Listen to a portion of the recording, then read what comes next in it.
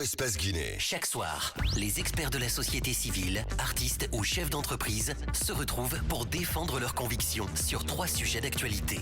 Éditorialistes, experts, influenceurs, artistes, chefs d'entreprise, l'occasion d'entendre ces personnalités s'exprimer sur des thèmes divers et même hors de leur domaine d'expertise. Sur Espace, c'est Les Informés. Tierno Madjouba, Félix Tamba Milimono, Théophile Fassamano, Alphonse Mara. Merci de nous préférer sur Radio Espace, Espace TV. Vous êtes nombreux à nous regarder quand il est 15h, l'heure de Conakry, dans votre émission Les Informés. Merci pour cette fidélité, merci pour la confiance. Vous pouvez réagir à travers le hashtag Espace Informé sur Twitter. Bonsoir à vous, Amadou Sou, et bonne arrivée. Bonsoir Tierno, bonsoir à tous, sauf à ceux qui nous restituent de l'argent pourri dans les différentes banques. Ça veut dire quoi? Ça veut dire que tu vas prendre l'argent à la banque et tu te retrouves avec des coupures inexploitables, sauf à la banque encore. Sauf que vous avez la chance parce que vous avez un compte bancaire et vous pouvez sortir de l'argent. Et pour ceux qui n'ont pas d'argent, il faut qu'ils travaillent plus pour être salariés. Ouais, on peut bien travailler. Il y a des gens qui travaillent bien, mais qui n'ont pas un compte bancaire. Non, j'ai dit pour être salarié. Bien.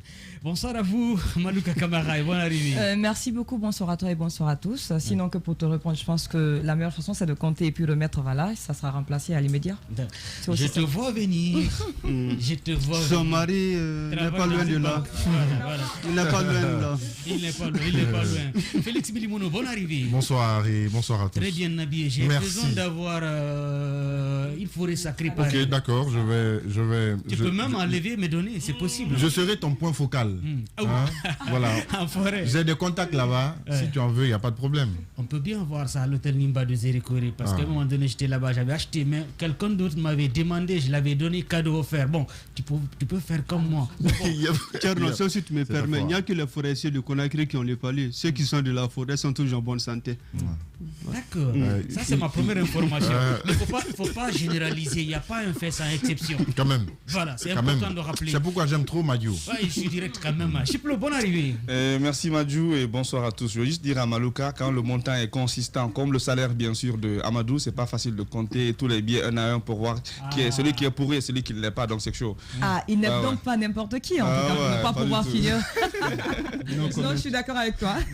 Voilà, il faut bien comprendre Amadou. Je ne sais pas où est-ce qu'il a été victime hier, certainement ou bien ce matin. Théophile Fassa, Mano, bonne arrivée. Bonsoir sur Radio Espace, Espace TV, les informés. C'est un plaisir. Et bonsoir à tous. Ouais, docteur. Il faut laisser. Toi, tu es en bonne santé quand même. Je vais très bien. Voilà. Très bien. D'accord, donc Amadou, fais attention. Et fais gaffe, c'est important.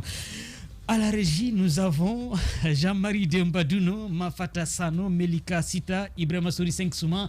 Ici à la radio, nous avons Abdul Gadri Dramé. Merci de nous préférer sur Radio Espace, Espace TV. Les informés, c'est jusqu'à 17h avec la Minute Orange. À la fin, bien sûr. Mise en place du CNT, le représentant de la jeunesse de la Moyenne Guinée hausse le ton et interpelle le ministère de l'administration du territoire et de la décentralisation.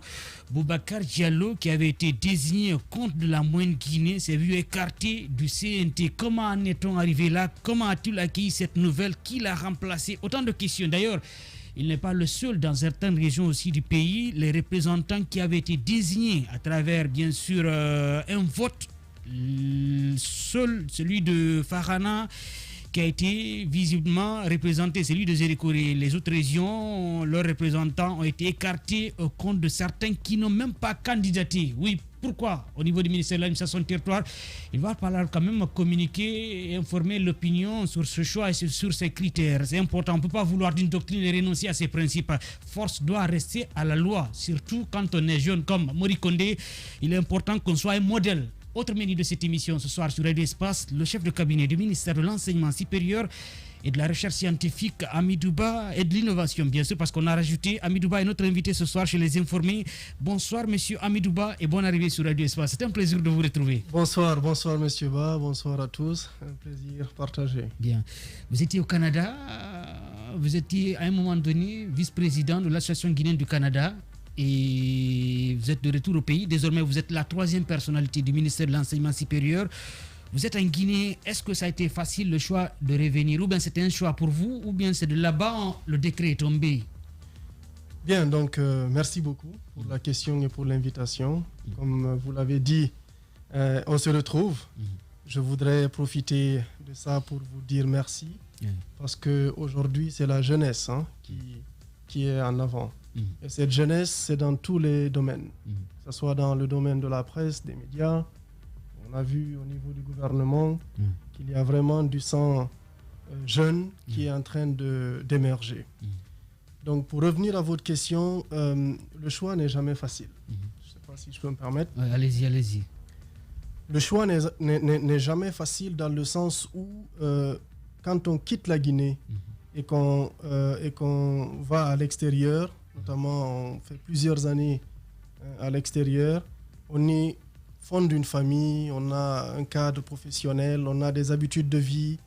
Il y a plusieurs choses qui font en sorte que le choix n'est jamais facile. D'autant plus qu'il y a la notion fondamentale de l'inconnu. C'est-à-dire, qu'est-ce qu'on va devenir? On a des charges, on a des responsabilités. Nos familles qui sont là-bas, est-ce qu'on pourra, en rentrant en Guinée, vraiment s'en occuper? Ce sont beaucoup de questions qui viennent, en tout cas, se greffer à cela. Ouais. Mais il y a un élément qui est fondamental, c'est la conviction. Ouais. Moi, j'ai toujours eu cette conviction-là de faire ce qui est nécessaire pour la Guinée. Bon. À un moment donné, l'opportunité m'a été offerte, avec humilité, parmi 13 millions de Guinéens, comme vous le dites, troisième personnalité, ou en tout cas parmi le trio d'un département ministériel. C'est pas parce que je suis le plus fort, mais à un moment donné, ça incombe de la responsabilité. Ça incombe de la responsabilité, et cette responsabilité-là vient surplomber tous les défis que j'ai cités tout à l'heure, toutes les interrogations. Et pour répondre à votre question, le décret n'est pas tombé quand j'étais à l'extérieur. Par contre, la sollicitation, oui, j'étais là-bas. Quand on m'a dit effectivement que j'ai reçu un appel auquel je devais répondre de façon très urgente. Donc je suis arrivé ici sous 48 heures. Bien.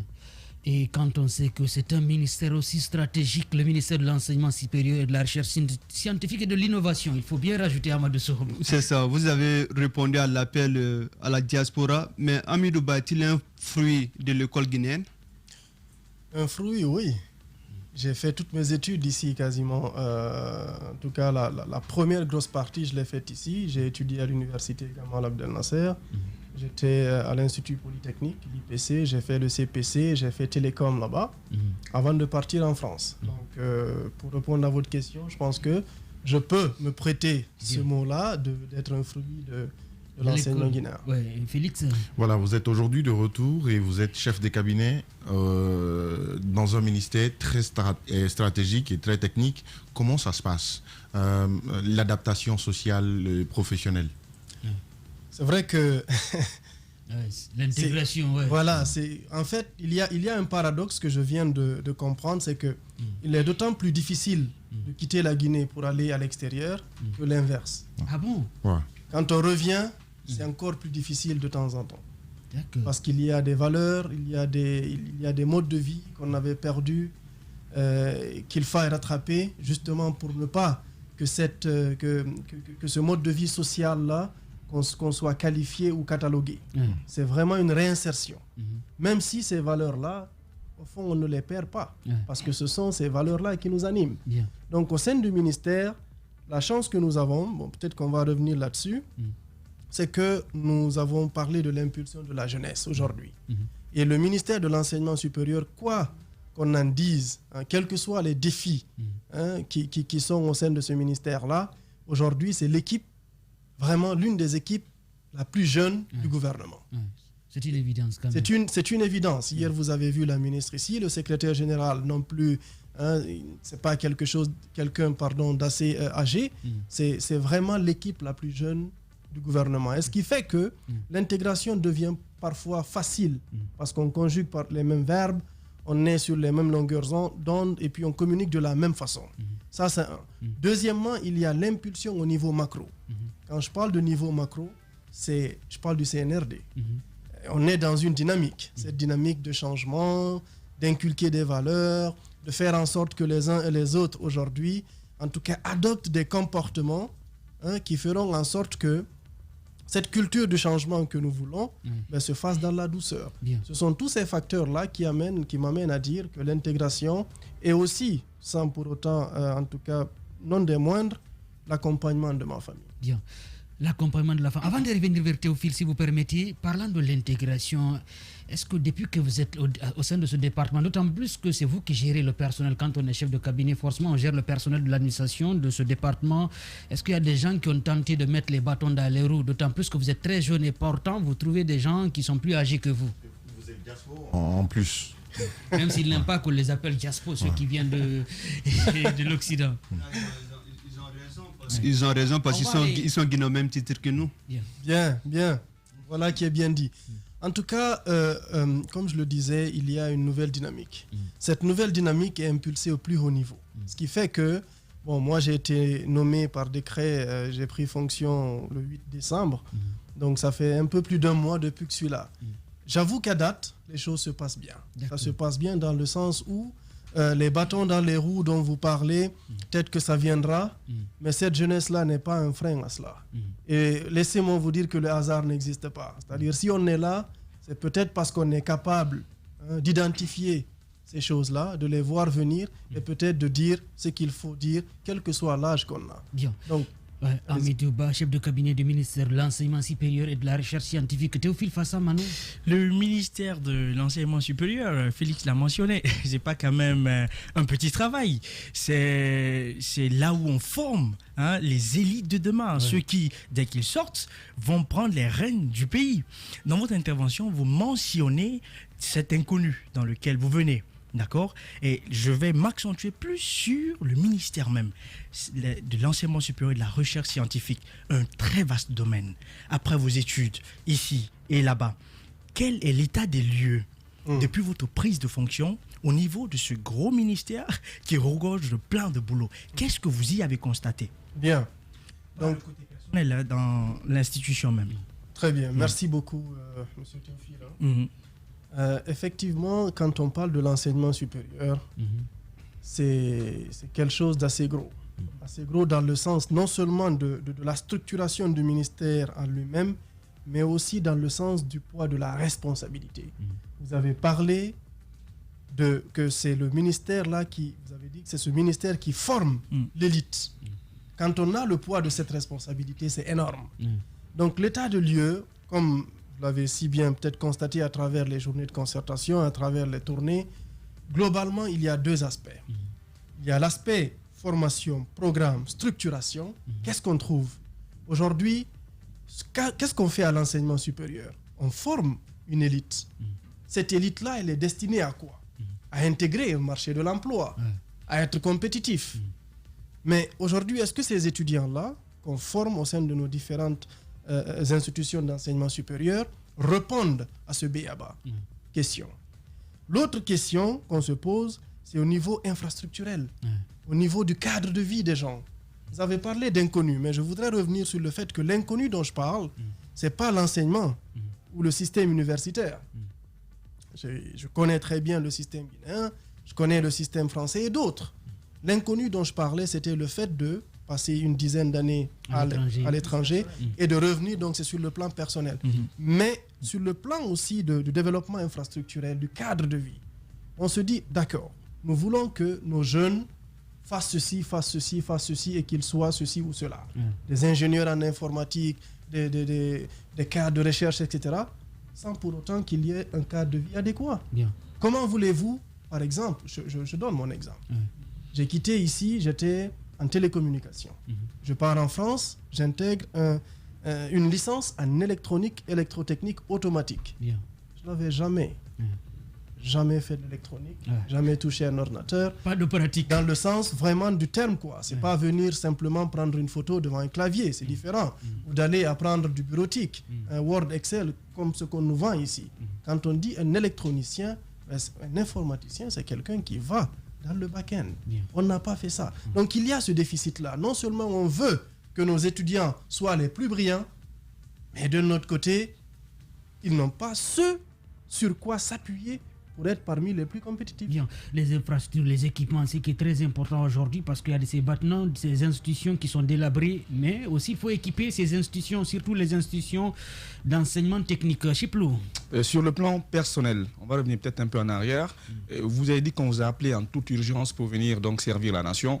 Des jeunes Guinéens qui ont de bons diplômes et qui travaillent à l'étranger, il y en a assez. Selon vous, qu'est-ce qui a pesé dans la balance? Pourquoi vous? Pourquoi on vous a choisi?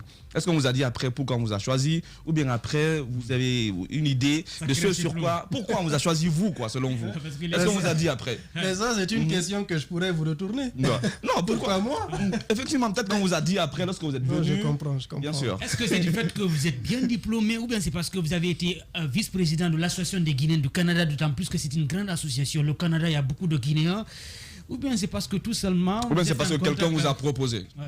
Voilà, c'était le mot peut-être que vous voulez lâcher. Est-ce que vous avez eu un bras long? Voilà, est-ce qu'on a eu un bras long? Ouais. Je vais vous dire, on n'est jamais le fruit d'un seul axe. Peu importe qui on est. Thierno Madji aujourd'hui n'est pas le fruit de nostalgie ou de espace. C'est pas parce qu'il a été à nostalgie c'est un tout. L'homme est un package. On ne peut pas aller l'un sans l'autre. Il y a des valeurs, il y a des convictions, il y a vraiment énormément de critères qui peuvent faire en sorte que les décideurs nous fassent appel. Moi, malheureusement, je n'ai pas la réponse à ça. Bien. Quand on nous appelle et qu'on vient, il y a un processus qu'on a suivi, mais à la fin du processus, soit vous êtes retenu ou vous n'êtes pas retenu. Donc c'est à eux de savoir pour quelles raisons est-ce qu'ils ont choisi tous les acteurs qui ont été choisis dans le cadre de cette transition. Mais en ce qui me concerne, je vous ai dit une chose, c'est que c'est un package, c'est un parcours, c'est une trajectoire. Thierno qui est là peut-être le sait, le connaît un peu, cette trajectoire-là, il la connaît. Mais c'est un tout. Mais le plus important, à mon avis, c'est cette volonté-là et cette capacité peut-être de répondre au moment précis aux critères établis par le CNRD, parce qu'ils ont des critères. Bien. Ils ont une transition à mener. Bien. Quels sont les acteurs? La probité morale, les compétences, la classe d'âge. Beaucoup de facteurs qui font en sorte qu'ils se disent, tenez, mais le facteur, permettez-moi vraiment d'insister là-dessus, parce que c'est quelque chose qui revient souvent. On a cette façon de penser, peut-être qui a existé, je ne le nie pas, qui tend à dire que tous ceux qui ont des postes ont été pistonnés. Le piston existe partout. Partout. C'est la façon de l'appeler qui diffère. Est-ce que c'est un réseautage? Quand vous organisez un 5 à 7 ici, c'est pour être pistonné. Ça existe partout. Mais est-ce que l'impulsion qui a été faite en amont a été faite dans le sens de placer quelqu'un à une place qu'il ne mérite pas? Là, c'est le mot péjoratif qui prend le relais et ça devient un piston qui n'a pas son droit d'être. Donc ça n'a pas été mon cas. Bien. Je rappelle que d'ailleurs, encore, il faut bien le préciser, vous êtes un ancien coordinateur de FNDC au Canada. Oui, je l'affirme. Bien. Allez, Malouka. Merci pour la modestie, même si vous avez esquivé en partie la réponse de mon cher ami. Je reviens toujours dessus, moi j'insiste un peu. Alors personnellement, quand on vous demande, à vous, au fond de vous, vous savez pourquoi moi, pourquoi on vous a choisi? Peut-être que vous avez quand même des astuces à nous dire forcément. C'est la première, sinon pour continuer aussi, vous avez parlé tout à l'heure, parmi les 3 personnalités, comment a été donc l'insertion sociopolitique en tant que jeune? Forcément, vous avez trouvé des personnes dans votre département, mais aussi avec les autres ministères. Comment ça évolue déjà, cette relation? Bien. Pour la première question, honnêtement, je ne sais pas. Bien. La deuxième question, c'est la deuxième, d'accord? Je ne peux pas vous dire. La deuxième question, l'insertion a été très, très, très vraiment adaptée. Je suis arrivé ici, j'ai commencé le travail et tous les services, parce que c'est quand même une grande responsabilité peut-être sur laquelle nous reviendrons, tous les services vraiment nous accompagnent et puis ceux qu'on a trouvés ici, nos prédécesseurs, parmi eux, il y en a qui sont partis à la retraite et tout ça. En fait, la façon d'être accueilli dépend de la façon dont l'étranger arrive. Donc quand on vient avec un sentiment d'humilité, je vous assure que tout le monde vient vers vous. Quand on vient avec un sentiment de suffisance et qu'on pense qu'on vient de l'Occident, qu'on a fait telle ou telle université, qu'on peut venir changer les choses à coups de baguette magique, personne ne viendra vers vous et c'est de là qu'émaneront les bâtons, les roues, etc., etc. En tout cas, de façon apparente. Bien. Donc, je ne sais pas si je réponds à la question. Bien, oui, Amadou, c'est important quand même d'être humble, modeste, si on veut être bien entouré. Amadou? Ouais. Merci de de toute façon, l'ouvrir. parler, moi je veux ouvrir le micro, mais quand vous êtes là-bas, il faut que vous enlevez dans votre tête que vous êtes toujours technicien. Non, Là, dans cette émission, vous êtes chroniqueur. D'accord, Allez-y, je vais allez-y. parler même quand il est fermé. Parlez, même si c'est fermé, Amadou. Au niveau du ministère de l'enseignement supérieur, cette équipe si jeune, c'est une chance pour nous parce que vous êtes un passé proche des étudiants d'aujourd'hui pour trouver des solutions. Par rapport au budget que vous avez, il est de combien si vous avez une idée? Est-ce qu'il pourra vous permettre d'acheter des brevets, les transferts de technologie et de financer les recherches? Est-ce que ça peut supporter le budget que vous avez? Ça peut supporter toutes ces charges? Bien. Alors, en termes de budget, Madame la ministre l'a dit sur les ondes d'hier, dans les grandes gueules, que le budget de l'éducation sur le BND est aux alentours de 12%. C'est-à-dire les 3 ministères réunis forment 12%. C'est très minime, contrairement à des pays comme le Sénégal. La norme au niveau de l'Afrique est de 30%. Bien. En tout cas, ce que je vous dis, c'est factuel. Maintenant, de ce qu'on va dire dépendra de l'interprétation de chacun. Le budget est de 12%. Le budget de l'enseignement supérieur tourne aux alentours de 4% du BND. C'est sûr et certain que l'ordonnateur du budget, c'est le ministre ou la ministre. En ce qui nous concerne, nous, c'est Madame la ministre. Donc, c'est à elle vraiment de faire en sorte que l'impulsion qui est accordée à ce budget, qu'il soit minime ou pas, soit vraiment une bonne impulsion et que des résultats... Parce qu'il faut comprendre une chose à propos d'un budget. Un budget est alloué en fonction de ce qu'on vous demande de faire. On vous dit, je veux aller à Sérékoré, on va vous donner un budget qui va couvrir le trajet, en aller-retour, et puis d'autres annexes. S'il n'y a pas d'annexe, c'est pas grave, mais le trajet en lui, il est couvert. Maintenant, est-ce que vous, dans votre véhicule, vous allez vraiment prendre la route Conakry-Sérékoré ou vous allez faire des détours? Monsieur So, je ne vais pas rentrer dans les détails, mais est-ce que vous allez faire des détours qui feront en sorte que le pourquoi on vous a alloué ce budget-là, c'est ce pourquoi-là, peut-être que vous allez vous arrêter à Mamou. Parce que vous n'aurez plus de budget. Bien. Mais de toute façon, revenons sur sa question. Est-ce que vous pensez aujourd'hui, avec cette impulsion du ministère de l'Enseignement supérieur, vous pouvez acheter des brevets ou bien équiper ces institutions d'enseignement technique? Parce qu'aujourd'hui, comme vous l'avez dit, dans ce pays, on étudie beaucoup plus la théorie. Pourtant, il faut pratiquer. Je pense qu'il y a un travail assez profond qui est en train d'être fait au sein des 3 institutions, des 3 départements ministériels qui couvrent l'éducation, pour que ce budget-là soit rehaussé. Parce que vous l'avez dit, quand on fait une comparaison, quand on se compare, parfois on se console, mais parfois on s'enfonce. Là, on est en train peut-être de s'enfoncer au niveau de la sous-région compte tenu du budget. Donc, il y a un travail profond qui est en train d'être fait.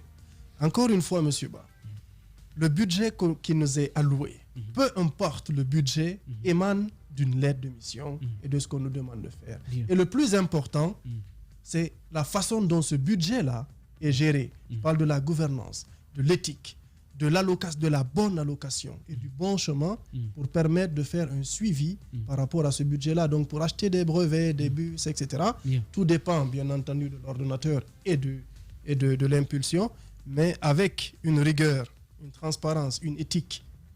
Je pense que rien n'est impossible. Oui, peut-être dans la lancée, ou bien je reviens vers Théophile. Oui, dans la même lancée, quand vous parlez de budget, en fonction de ce qu'on vous demande de faire, vous revenez donc aux priorités qui vous sont demandées. La ministre en parlait hier. Est-ce que ça veut dire que les priorités, parce que ça amène à la question, vous insistez dessus, ça veut dire que ce qu'on vous a demandé de faire, on vous a donné les moyens de cette politique. Est-ce que c'est ça? Les moyens de cette politique sont donnés par rapport à un budget national de développement. Le micro. Maintenant, est-ce que les moyens là sont suffisants ou sont insuffisants? Ça, c'est quelque chose à débattre. Non, mais... Permettez-moi. Parce que quand on dit un budget, je vous ai paraphrasé un peu le trajet. Il faut le comprendre. Je peux aujourd'hui aller de Conakry à Sérékoré. Mais si je veux passer, saluer, espace, Kindia, espace, etc., ça demande. Sauf que ça, on ne vous demande pas de passer, on vous donne une directive. Et ça, si vous déjouez le terrain, ça n'engage que vous. Mais d'après ce que vous dites, quand on vous dit allez à Sérékoré, vous partez à Sérékoré. Et on vous donne les moyens pour aller à Sérékoré. C'est exact. Encore une fois, un budget, ce n'est pas du tic-au-tac. Il faut qu'on soit d'accord là-dessus. Quand on vous alloue un budget pour aller d'un point A à un point B, techniquement, vous devez pouvoir aller d'un point A à un point B. C'est pourquoi il y a les études, il y a le bureau. C'est pour ça qu'il y a beaucoup d'études. Mais Bien. le constat, quel est-il? C'est que de Conakry à Zérékoré, on revient toujours là-dessus, il y a beaucoup de fuites. Mais quand on arrive à colmater toutes ces brèches-là, quand on fait un suivi, quand on fait en sorte que les factures qui sont éditées correspondent à la réalité, quand on évite beaucoup de tares qui font en sorte qu'aujourd'hui, le budget alloué, qui normalement devrait suffire, parce que c'est ça un budget. On vous alloue un budget, s'il ne suffit pas, c'est la responsabilité de celui-là à qui on a donné ce budget-là, de dire non, attendez, ça ne m'amènera qu'à Koya. Bien. Amidou Ba, chef de cabinet du ministère de l'Enseignement supérieur, de la Recherche scientifique et de l'Innovation. Félix Milimoun, on enchaîne toujours avec notre invité, Amidou. Ouais, dernièrement, on avait eu des enseignants ici qui avaient des difficultés avec la fonction publique. Et il y a 3 ans, il y a le ministère qui avait engagé des enseignants à la fonction publique. Sauf que, à la venue de ce gouvernement avec le ministre Julien Yambono, ils se sont vus à la retraite. Où en sommes-nous aujourd'hui avec ce dossier? Est-ce qu'ils vous ont fait part? Dans leur département, il faut préciser. Oui, dans votre département, bien sûr. C'est pour ça que je pensais, parce que pour éclaircir vraiment, aujourd'hui, j'ai beaucoup de questions sur les rôles et responsabilités de chacun. Qu'est-ce que c'est qu'un chef de cabinet? Qu'est-ce qu'il peut faire? Qu'est-ce qu'il doit faire? Qu'est-ce que c'est qu'un secrétaire général? Quelles sont ses attributions? Ça nous ferait bien plaisir. Voyez-vous, parce qu'en ayant ça en tête, vraiment, ça permettra d'édifier beaucoup sur est-ce que le chef de cabinet peut se prononcer sur un tel sujet ou non. Chacun son domaine de compétence. Exactement. Mais je vais juste revenir succinctement en ce qui concerne l'enseignement supérieur. Il y a très récemment, donc ce dossier-là, c'est un dossier connu qui a fait beaucoup de bruit, mais c'est parce qu'il y avait en fait une contradiction entre des dispositions d'un décret et les dispositions d'une loi. Okay? Donc le décret qui datait vraiment d'il y a très longtemps, je pense que c'est de 89, je ne maîtrise pas trop les dates en ce qui concerne ce décret, et la loi qui est de 2019 par exemple. Et c'est là qu'on a introduit les professeurs de rang magistral, titulaire. Donc il y a eu toute une confusion dans la terminologie. Mais ce qui reste clair, c'est qu'à l'enseignement supérieur, il y a une disposition qui fait que les professeurs titulaires dérogent à la règle des 65 ans de la retraite et qui, eux, vont à la retraite à 70 ans. Ces gens concernés ont été rappelés. Bien. Donc ça, c'est vraiment pour être très concret sur le sujet. Parce qu'on avait reçu quand même le directeur des ressources humaines du ministère de l'Enseignement supérieur qui nous avait fait comprendre que tout allait être réglé parce que quelqu'un qui est engagé en 2019 ne peut pas aller à la retraite en 2021 avec son âge déjà pas élevé. Oui, Chiplo? Maintenant, vous, en tant que jeune et directeur de cabinet donc, de ce grand ministère, quelles sont principalement les tâches qui vous sont dévolues et qu'est-ce que vous pouvez donc apporter, parlant bien sûr comme apport positif, allant dans le sens de rehausser un peu le niveau et les conditions de vie de nos étudiants dans les universités? Merci bien. Donc, c'est chef de cabinet. Hein? Chef de cabinet. Il y a un directeur de cabinet, mais ça, c'est au niveau de la primature. Là-bas aussi, il y a une chef de cabinet. Alors, ça me permet peut-être de revenir sur la question. Un département ministériel est animé par un trio. Donc, ministre, secrétaire général et chef de cabinet. Donc, c'est vraiment ce trio-là qui impulse tout au sein du ministère. La ministre ou le ministre, comme vous le savez, bon, voilà, ça, je ne rentre pas dans les détails. Et après, il y a les deux pôles. Le secrétariat général, qui, de façon, qui est plus technique, hein, et puis qui remplace le ministre ou la ministre en cas d'absence, etc. Et il y a le chef de cabinet. Le chef de cabinet, vraiment, est plus administratif. Donc, c'est lui le gestionnaire. Et comme le disait M. Ba à l'entame de l'émission, c'est le chef du personnel. Pourquoi? Parce que le chef de cabinet, au niveau de l'enseignement supérieur, vous savez qu'il y a le cabinet, les services déconcentrés et beaucoup d'autres services. Mais en dehors, il y a ce qu'on appelle les OPA, hein, donc les organismes publics autonomes, donc les universités, les institutions, etc. etc. Ces universités et institutions sont directement sous la hiérarchie du secrétaire général parce que c'est technique. Ils sont chargés d'impulser tout ce qui concerne la politique sectorielle du département, notamment les programmes, tout ce qui concerne vraiment les institutions extérieures. Le chef de cabinet, lui, il s'occupe vraiment, bon, il est un peu en dehors de la ligne hiérarchique, mais il s'occupe de tous les services et départements tels que les DRH, qui sont des services d'appui détachés par la fonction publique, donc qui amènent le directeur des ressources humaines. C'est pour cette raison, étant donné que tout le ministère, tout ce qui concerne le cabinet ministériel, les ressources humaines, dans leur ensemble, sont chapeautées par une direction des ressources humaines, et cette direction des ressources humaines relève du chef de cabinet. C'est pour cette raison qu'on dit souvent que c'est le chef du personnel. Après ça, il y a aussi un autre facteur, qui est le facteur justement du budget, qui relève des DAF. Donc on dit la DAF, c'est la division des affaires financières. Là aussi, c'est sous la responsabilité, ou en tout cas sur le plan hiérarchique, du chef de cabinet. Ce qui fait que le pool financier aussi, techniquement, relève du chef de cabinet, même si l'ordonnateur du budget, des dépenses, reste le ministre. Donc il y a énormément de services, tous les conseillers, tout ce qui concerne les demandes d'audience, pour rencontrer la ministre, parce qu'on considère le chef de cabinet vraiment l'interface directe entre une population cible et le responsable du département.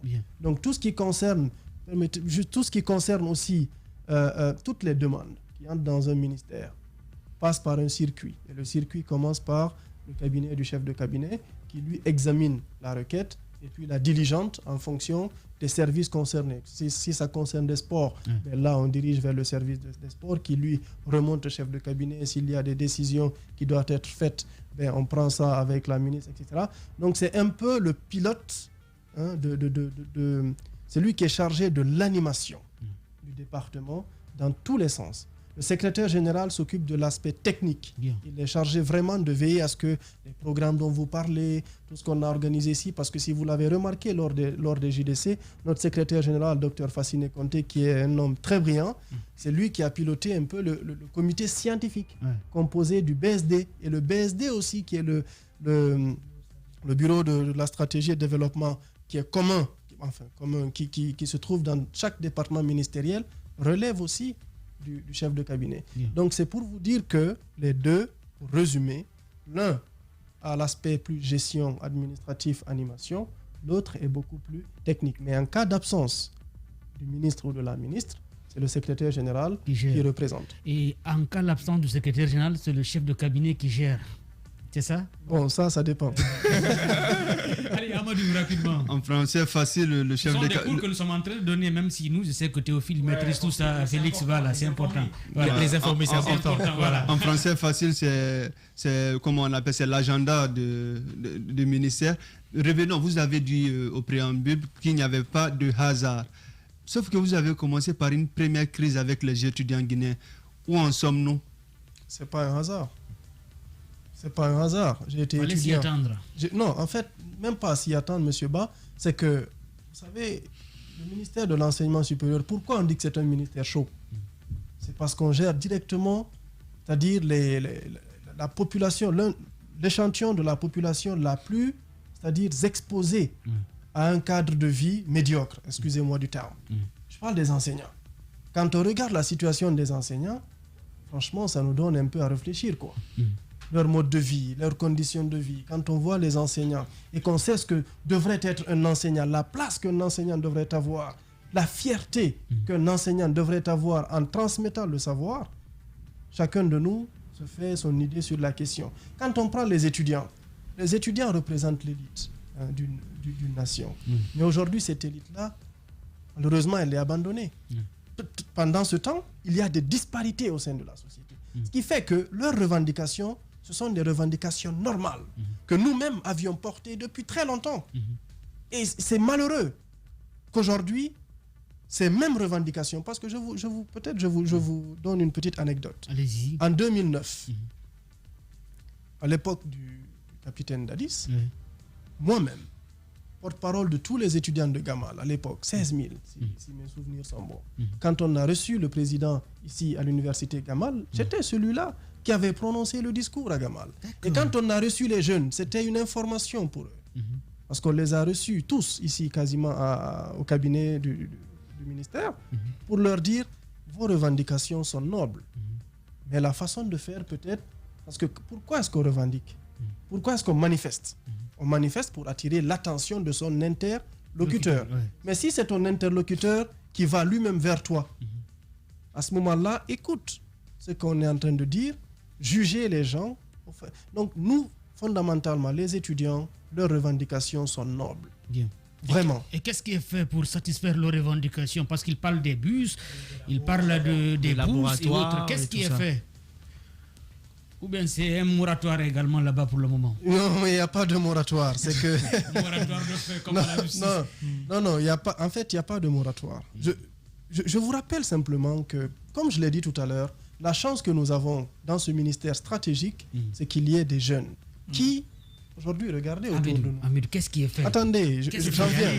Attendez, j'en viens. Quelqu'un qui aime gérer le temps. Il y a beaucoup de questions. Je vois mes chroniqueurs qui J'en viens. Depuis cette crise. J'en viens. Non, vous parlez de la crise des étudiants qui date d'il y a quelques semaines. Quelques semaines. Qu'est-ce qui est fait maintenant? Voilà, qu'est-ce qui est fait? Les dispositions sont en train d'être prises. Non, ça c'est un langage dans lequel vous savez que moi je ne m'engouffre pas dans ça. Ce sont des brèches pour lesquelles je n'ai pas d'égard. Vous le savez. J'aime les techniciens comme vous. Non, vous le savez. Pour moi, c'est que du politiquement correct. Qu'est-ce qui est fait? Quand il y a une manifestation, c'est un droit, n'est-ce pas? Ça, vous avez reconnu et nous apprécions cela. La première chose qui a été faite, d'abord, c'est de les recevoir et de les écouter.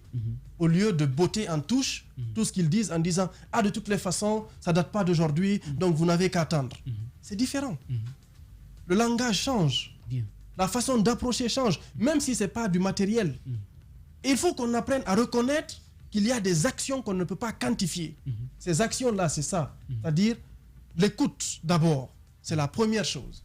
On les a reçues. La deuxième action qui a été faite, permettez-moi, allez-y. On a reçu les deux collectifs des universités publiques et privées au ministère. Madame la ministre a jugé nécessaire, avec tout le cabinet, de les associer pour une première à la présentation de la feuille de route du ministère. Qu'est-ce que c'est que la feuille de route?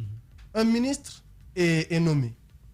Il est sous la responsabilité du Premier ministre, qui est le chef du gouvernement. Et lui, le Premier ministre, lui donne ce qu'on appelle une lettre de mission. De cette lettre de mission découle ce qu'on appelle la feuille de route. Voilà comment est-ce qu'on compte faire pour arriver à ça. Dans cette feuille de route, les étudiants qui ont été associés à ça, qui ont vu la feuille de route, ont clairement vu noir sur blanc tout ce qu'ils sont en train de revendiquer, en tout cas, notamment le transport, tout ce qui est informatique, c'est inscrit noir sur blanc. C'est-à-dire, c'est un objectif du ministère. Quand je reviens, par exemple, sur aujourd'hui la pénurie en termes d'Internet, de connexion et tout ça, il y a un projet phare qui est mis sur la table, madame est revenue là-dessus hier, qui concerne le fait de mettre en place, c'est une ambition grande, mais nous voulons mettre sur pied des espaces numériques de travail dans toutes les institutions d'enseignement supérieur. À l'image des autres pays. Ils ont vu ça, attendez, parce qu'ils ne savaient pas que ça existait. Et c'est ça aussi l'une des principales, c'est-à-dire innovations dans le sens, après l'écoute, on monte les choses et on communique. On espère que il y avait un déficit de communication. On espère que les bus. Hamidou. Les bus, parce que c'est... Vous savez, souvent les discours, ça existe, mais après tout, quand vous attendez quelques années... Monsieur Ba, vous ne verrez jamais, on verra. Depuis que ça a commencé, Madame la ministre, le secrétaire général ou encore moi-même promettre quelque chose qu'on ne peut pas. Parce qu'il faut qu'on aille au-delà de ça. Dans la feuille de route, donc ça va être réalisé. C'est votre objectif. C'est ça l'objectif. Bien, on verra. Oui, allez-y. Dans les objectifs, les priorités, on a entendu la ministre parler, il y a la politique du gouvernement et tout ça, c'est très bon. Mais moi, je pense qu'il faut commencer par les choses, les moindres. Vous avez été étudiant. Les étudiants, parfois, n'ont pas besoin de grandes choses. Ils sont organisés en association. Il faut commencer par ce qui est. Vous partez dans des universités, il y a des choses qui sont visibles. Prenons par exemple les enseignants. Il y a parfois des cours qui sont dispensés de façon à faire en sorte qu'un étudiant n'a même pas envie de suivre le cours. Premièrement, l'enseignant et parfois les ordinateurs. Moi, quand j'étais du côté de Gamal, il y a des cours où le prof, il vient, tant qu'il n'y a pas un ordi en classe, il ne donne pas par exemple des cours. Ça peut être simple. Parfois, c'est tout ça qui embête. Les pécules, l'enseignant qui donne des cours mal, l'espace dans lequel il se retrouve, l'université qui est bondée, ils ne peuvent même pas s'asseoir. Il faut aller à Sonfounia, la poussière et autres. Maintenant, il y a des petites choses. Donc, non. ce que j'ai envie de dire. La question vient. Il faut planter le décor. Oui. C'est pour dire. Beaucoup de temps. La question, au-delà de tout ça, c'est par rapport à la politique, à la stratégie. Il y a un bureau stratégique. Quelles sont les politiques à l'interne, au-delà de ce que vous venez faire pour eux, à l'interne, la structuration qui fait en sorte que, effectivement, les étudiants ne grognent plus, même si ça peut être fait plus tard, que vous puissiez venir avant et régler les problèmes avant que ça puisse exploser. Qui prend 3 minutes. Merci beaucoup, monsieur. Oui, c'est important, ça vaut la peine. Donc, ça vaut la peine. Ça serait déséquilibré. Ok. En tout cas, merci beaucoup pour la question. Effectivement, il y a vraiment un paradoxe dans ce pays. Parler de pléthore. On revient d'une tournée dans 5 villes. Farana, Mamou, Dalaba, Labé, Kindia. Et la question de pléthore, c'est purement et simplement incroyable. Quand on arrive et qu'on voit, c'est comme si c'était devenu pire qu'à l'époque où nous on était là. Je vous assure. Parce qu'il y a une forte croissance, mais les infrastructures restent telles quelles, ne changent pas, tandis que la demande augmente. Il faut changer à ça. C'est pour ça que l'un des autres projets, parce qu'on a ce qu'on appelle le package des projets impact, dans les espaces numériques, mais l'autre aussi, c'est la réhabilitation des amphithéâtres, pour désengorger justement tout ça. Parce qu'il y a, il faut le reconnaître, il y a une demande qui est très forte, mais il y a beaucoup de projets qui avaient été entamés, mais qui ne finissent jamais. Pourquoi? Grosse question. Maintenant, comment faire pour pallier à ça? Il y a 3 axes. La tournée nous a montré 3 axes. La gouvernance, c'est un problème. Vous avez parlé d'enseignants. Un enseignant, il a ses droits, il a ses devoirs, mais il y a des choses qu'il ne peut pas faire non plus. Voyez-vous, c'est un problème. Comment le résoudre? La gouvernance. Il y a des recteurs qui sont décriés. Peu importe ce qui est fait, même si des équipements arrivent, il n'y a pas de communication. Donc il faut communiquer envers la cible. Parce que la cible, ce sont les étudiants. Leur dire ce qu'il y a ou ce qui est en cours de route. Beaucoup d'étudiants nous ont dit ici, ou ont écrit, c'est à l'avènement de Madame la ministre dans nos institutions que nous avons vu des équipements, par exemple, qui étaient là. Mais ces équipements-là ne sont pas arrivés du jour au lendemain. Ces équipements étaient là. Quel est le problème? Mauvaise foi, point d'interrogation, manque de communication, certainement, mais il y a énormément de choses qu'il faille en tout cas remettre dans le contexte. Hormis la gouvernance, il y a aussi la formation en elle-même. Bon, j'ai parlé du plan infrastructurel, mais la formation pose défaut. C'est pour ça que l'une des solutions qu'on a voulu d'abord mettre sur pied, c'est de consulter tout le monde. Parce que c'est facile de rester dans son département ministériel et puis de rédiger. Vous savez, on se parle ici de façon très franche. C'est très facile de le faire, de dire, bon, tel programme ne correspond pas, mais dans la faisabilité, il faut aller vraiment de l'avant. Et les journées de concertation venaient répondre à ça. Parce que ces journées de concertation ont réuni 3 acteurs principaux. Les étudiants, les enseignants, mais le plus important, ceux pour qui ces étudiants-là sont destinés à la consommation. C'est-à-dire les employeurs, qui étaient tous là. Qui disaient, bon, par exemple, je vous donne juste un exemple. Allez-y. Un exemple. Je sais que M. Ba, il est très à cheval sur le temps, mais un exemple. Aujourd'hui, il y a eu plusieurs bouleversements dans le monde.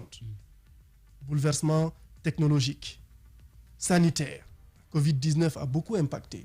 Dans toutes les universités à l'international, les gens se sont adaptés. Les cours ne se font plus quasiment en présentiel. Ça se fait soit en mode hybride ou en tout cas in extenso à la maison avec une connexion. Mais ça suppose qu'il y a beaucoup de problèmes. Est-ce que les programmes aujourd'hui enseignés correspondent à ce... Vous demandez à quelqu'un, vous avez fait quoi à l'université? J'ai fait licence, machin, etc. J'ai fait droit à son Mais c'est trop vague. J'ai fait lettres modernes. C'est trop vague. Mais aujourd'hui, justement, l'adéquation, où il y a une inadéquation entre l'offre et la formation et l'emploi. La plupart des étudiants, comme vous leur demandez, ils disent non, j'ai fait lettres modernes, j'ai fait droit, mais malheureusement, ils se retrouvent dans d'autres filières. Qu'est-ce qui est fait pour encourager ces étudiants-là d'aller dans des filières où ils peuvent trouver du boulot vite fait? C'est vrai qu'on dit souvent qu'il n'y a pas un marché saturé pour un bon produit, mais aujourd'hui, la plupart des universités guinéennes déversent des chômeurs dans le marché de l'emploi. Je vais vous dire, à travers ces journées de concertation, on a constaté quelque chose. Parce que là aussi, il y avait le bureau de stratégie de développement, l'ANAC, énormément de services qui se sont attelés. En Guinée, je vous ai envoyé ça pour vous laisser. On a fait un diagnostic. C'est que plus de 36%, on note une forte prédominance des filières, commerce, etc. dans les IES. Tandis que ce n'est pas ça qui emploie le plus. Le domaine agricole, il est délaissé. Voyez-vous, les gens l'orientation fait défaut. Et une fois que les gens sont... Parce qu'il faut aussi, il y a l'impulsion, il y a beaucoup de choses. Hein. Par exemple, qui d'entre nous n'a pas entendu son papa ou sa mère lui dire « Ah, je veux que tu sois médecin ». Est-ce qu'on a une vocation d'être médecin? Qui d'entre nous n'a pas vu son parent ou en tout cas n'a pas eu une pression extérieure pour pouvoir s'orienter? La pression extérieure peut venir des parents, mais aussi peut venir du fait que la personne dont le profil correspond, par exemple, à l'époque, qui devait partir à Foulaya, à Kindia, mais qui ne veut pas, revient coûte que coûte à Conakry, justement pour rester là, mais la personne va suivre une formation qui ne lui sied pas. Ce qui fait que, à la fin, la cause, elle est identifiée, mais la conclusion, c'est la même. Il n'a pas d'emploi, parce qu'il n'a pas été fait pour ça. Malouka. Alors, ma question fait suite à ce que Théophile disait tout à l'heure. C'est vrai que vous avez fait un tour et forcément, on dit que vous avez eu gain de cause quand même après votre tour dans les différentes villes de la Guinée. Alors, après ceci, et surtout le BSD, le Bureau stratégique de développement qui relègue de votre compétence. Et c'est vrai, le plus souvent, après un ministère, un autre vient, c'est vrai que vous avez trouvé des sentiers ouverts. Mais maintenant qu'on se retrouve avec beaucoup de situations, parlant déjà d'un nombre pléthorique dans les universités, nous parlons des doctoires, des pécules et autres, ça fait déjà beaucoup, c'est vrai. Maintenant, spécifiquement, il ne faudrait pas oublier que nous sommes dans une période transitoire. Exactement. Ce qui fait la particularité. Alors, concrètement, quel est votre projet primordial? Quels sont les points que vous voulez mettre sur l'épave avant de partir? Bien. Une très bonne question. Vous parlez des priorités, des priorités. Oui, c'est bien sûr, c'est ça. Les priorités, vraiment une très bonne question. Ce qui m'amène à vous dire de façon très concrète que nous avons 4 volets. Voilà, 4 volets. Parce que il y a quelque chose qui nous manque. La notion fondamentale de toute planification, c'est le temps. Qui d'entre nous sait combien de temps on a? Personne. On a 4 volets. Ces volets-là sont basés sur quelque chose d'atteignable, de réalisable, etc. Basés sur les fondements même du managérial. Donc, il nous reste 5 minutes avant la fin avec vous, monsieur. La fin de cette émission. Parce que si vous dites la fin avec moi, c'est que... Avec vous, c'est tout le temps des émissions. Allez-y. Donc, c'est ça. Pour ce numéro. Donc, il y a la gouvernance pour aller très vite. Et tous les problèmes que nous avons cités ici, le principal fondement, c'est la gouvernance. Je reviendrai en détail peut-être une prochaine fois. Bien. Il y a aussi tout ce qu'on a regroupé ici au sein de ce qu'on appelle l'enseignement supérieur, notamment les programmes de l'enseignement supérieur, l'aspect infrastructurel, qu'est-ce qu'on peut faire, réhabiliter. On a dit par exemple l'aspect infrastructurel, qu'est-ce qu'on se fixe pour objectif? La réponse, c'est un projet impact que nous appelons la réhabilitation des amphithéâtres. Bien. Et si vous avez remarqué, il y a 2 semaines ou un peu moins, même avec le contracteur Guicopress et tout, nous étions sur le terrain pour voir l'état d'avancement parce que nous voulons que tous ces projets-là qui étaient là soient réhabilités et que ça contribue à répondre à cette problématique. Le 3e axe, c'est la recherche scientifique et l'innovation. Vous l'avez dit au début. Nous avons maintenant au sein du ministère l'innovation parce qu'on ne peut pas être en marge de l'avancée technologique et sanitaire sur le plan mondial. Le dernier axe, je ne peux pas le développer, le dernier axe, c'est la coopération.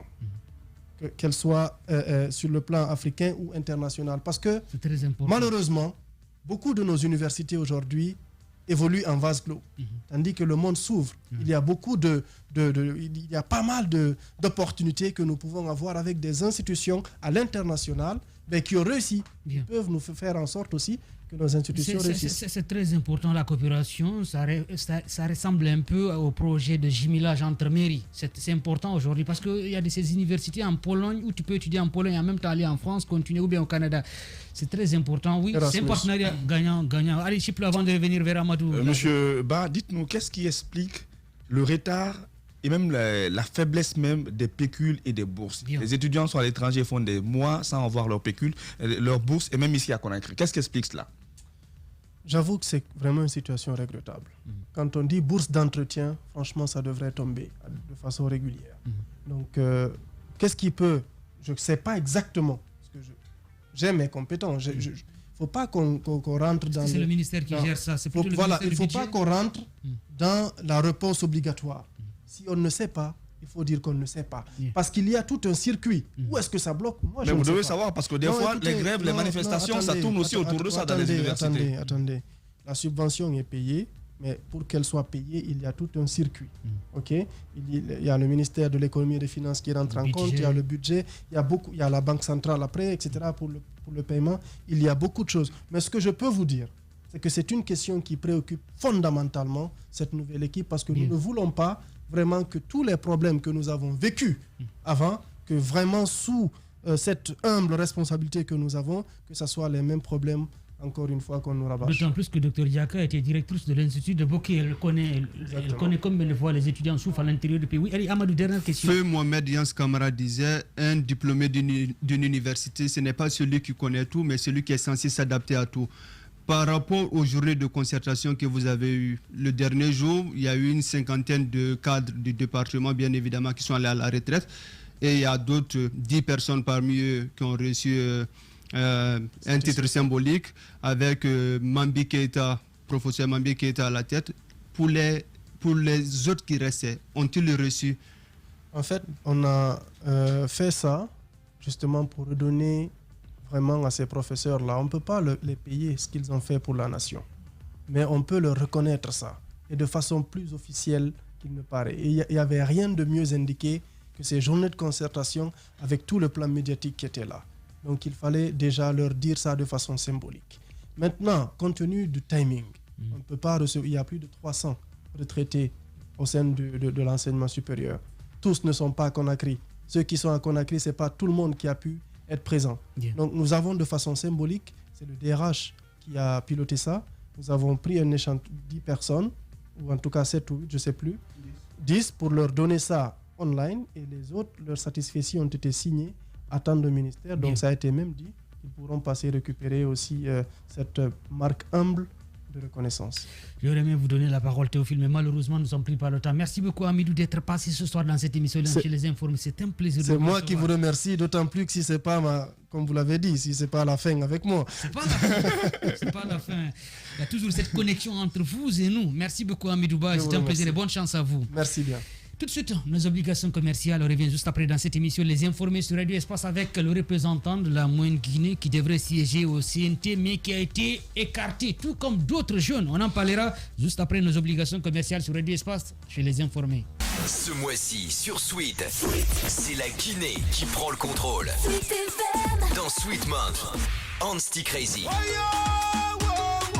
Artiste, chanteur, chorégraphe, danseur, auteur et compositeur. Ansouman Traoré, dit Ansti Crazy, dicte sa loi dans Sweet Month sur Sweet FM. En prélude de la sortie de son nouvel album Surnaturel, très prochainement à Conakry.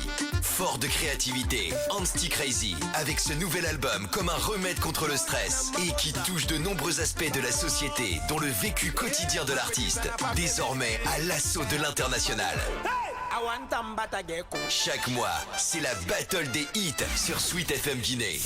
Ce mois-ci dans Sweet Month, c'est Ansti Crazy, Surnaturel.